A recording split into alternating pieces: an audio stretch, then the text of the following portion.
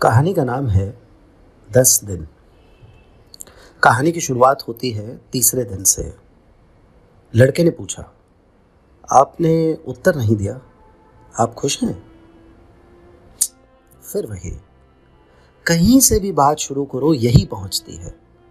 इस बार उसने उत्तर देना सही समझा। बाबा को पता था कई सालों से, मेरे पति को भी शुरू से। उसने उत्तर दिया और आपको आज पता लगा कि उन्हें पता था। उसने धीमे से स्वीकृति में गर्दन हिलाई। एक मार्मिक उदास मुस्कुराहट उसके चेहरे पर तैरी। करण आगे चल पड़ा और पीछे पीछे माँ। अभी कुछ ही सीढ़ियां चढ़े होंगे कि करण ने मुड़कर पीछे देखा और कहा, आपको एक प्रश्न पूछने की छूट देता हूं। कोई प्रश्न जो आपको पूछना हो। आपको वचन देता हूं, बिना किसी उपालंब, बिना किसी शिकायत के उत्तर दूंगा। और मां ने बिना एक भी क्षण खोए धीमे से पूछा, और कोई भी जानता है क्या? करण बोला, इन 10 दिनों के बारे में। कौन? जैसे कि कौन? करण के प्रश्न में रोष था। मुझे नहीं पता। करण के चेहरे के भाव बदल गए। मां ने उसका हाथ पकड़कर रोकना चाहा, लेकिन करण आगे बढ़ गया। प्रस्तावना। वो हाथ में मूंगा पहनती थी। दुश्मनों पर काबू पाने के लिए आवश्यक हिम्मत मिलती थी उसे मूंगे से। और चलते समय अपने दाएं हाथ की उंगलियों से बाएं हाथ में पहनी मूंगे की अंगूठी धीरे धीरे हिलाती रहती थी। अपने आलीशान घर की रसोई में शाम के खाने को लेकर अपने नौकरों को वो हिदायत दे रही थी। अधिक आग्रह की आवश्यकता नहीं। संक्षिप्त में, अगर कोई प्रश्न का उत्तर देना भी पड़े, आप उनके परिचित नहीं हैं। नौकर पूरे ध्यान से उसकी हिदायत सुन रहे थे। मान लो आपसे कुछ गिर जाए, टूट जाए, तो चुपचाप निकल जाएं। माफी के लिए और साफ सफाई के लिए और लोग होंगे वहां। और ध्यान रहे, आप में से खाने की बैठक में कोई भी किसी तरीके का आभूषण पहनकर नहीं आएगा। जो वस्त्र मिले हैं बस उतने ही। यह सुनते ही उससे दूर खड़े एक लड़के ने अपने कान के कुंडलों को पहले छुआ और फिर अपने बड़े हुए बालों और कोट के कॉलर से उसे छुपा लिया। मुझे विश्वास है आप अच्छा काम करेंगे, आपका धन्यवाद। और इतना कहकर वो वहां से चली गई। शाम का खाना शुरू हो चुका था। कितने ही अतिथि, गिनती नहीं। और कितना बड़ा खाने का मेज। एक कोने से दूसरे कोने तक कुछ 50-55 कुर्सियां, और हर कुर्सी की सेवा में एक अदद सेवक। और सब में ऐसा तारतम्य जैसे कोई सैन्य दस्ता मार्च कर रहा हो। अतिथि आपस में बात करने में व्यस्त थे और उसकी नजर सब पर, लेकिन किसी पर भी नहीं। रस। जब प्याले में रस डालने की बारी आई तो लड़के ने सभी की तरह आगे बढ़कर पूछा, संतरे का? उन्होंने कहा। उस लड़के ने चुपचाप रस उनके ग्लास में डाल दिया। रस का स्वाद उन्होंने पहचान लिया। यह उनके शहर में मिलने वाला रस नहीं था। मुड़कर लड़के को देखा।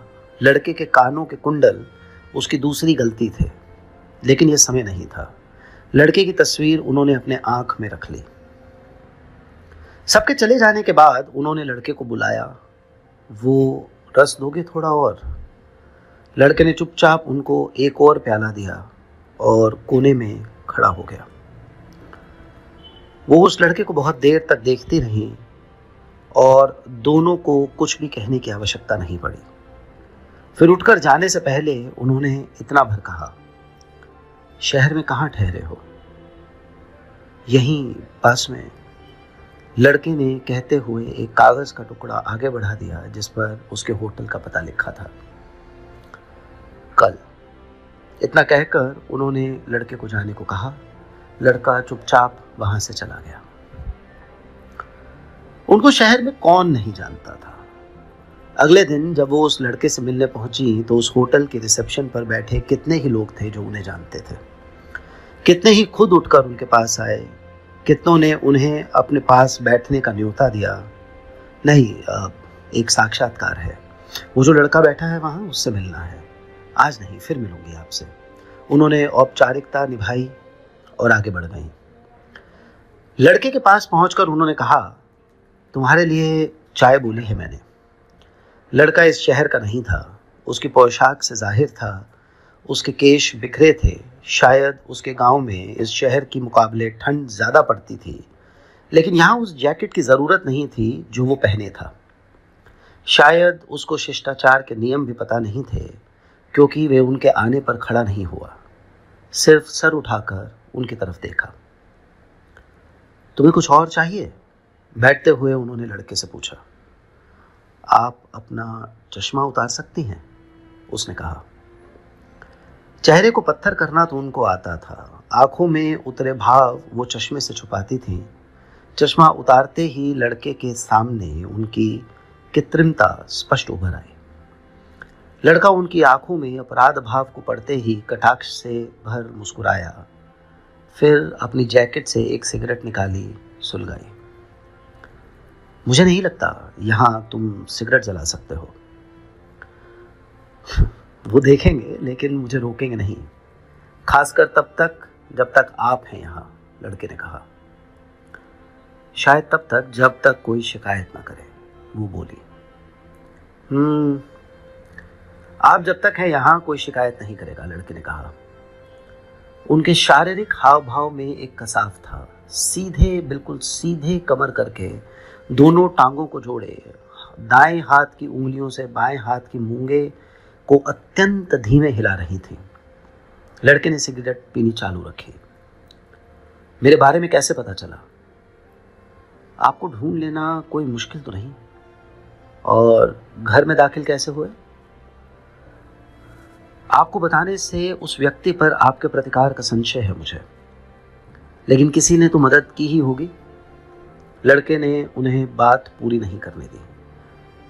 मुश्किल नहीं था। आपकी नजर में आने के लिए अगर हत्या भी करनी पड़ती तो मुझे परहेज नहीं था। उनका मूंगा घुमाना थम गया। आंखों में लोहा सा उतरने लगा, ठोस होता जाता लोहा। लड़के की जरूरत पर विश्वास नहीं हुआ उन्हें। मैं मजाक नहीं कर रहा, लड़के ने कहकर सबूत दिया कि वो जरा भी विचलित नहीं हुआ है। सर, आप यहाँ सिगरेट नहीं पी सकते, चाय रखते हुए वेटर ने कहा। अच्छा, मैंने तो पूछा था इनसे, इन्होंने कहा पी सकते हैं। आप जानते हैं इन्हें? लड़के ने उनकी तरफ इशारा कर कहा और फिर सिगरेट बुझाते हुए उनकी ओर दुष्टता भरी मुस्कुराहट से देखा। वो कुछ विचलित सी लगी, जैसे समझ गई हो कि लड़का विद्रोही है। वेटर चुपचाप चाय रखकर चला गया। क्या चाहिए तुम्हें? चाय का कप उठाते हुए उसने कहा, मैं चाहता हूं कि आप मेरे साथ 10 दिन बिताएं। क्या? आपने सही सुना। उनको लगा उनका गला सूख रहा है। बोतल से पानी ग्लास में डालते उनके हाथ कांप रहे थे। लड़के को यह अच्छा लगा। यही तो वो चाहता था। ये धमकी नहीं है। आप सोच सकती हैं इस बारे में यदि आप चाहें तो। धन्यवाद। पानी पीते हुए उन्होंने अपना पर्स उठाया और वहाँ से चलने लगी। जाते जाते 500 का नोट टेबल पर रखा। जो बचे वो टिप में छोड़ देना। लड़का हंसा। उसकी हंसी में उनके लिए धिक्कार था।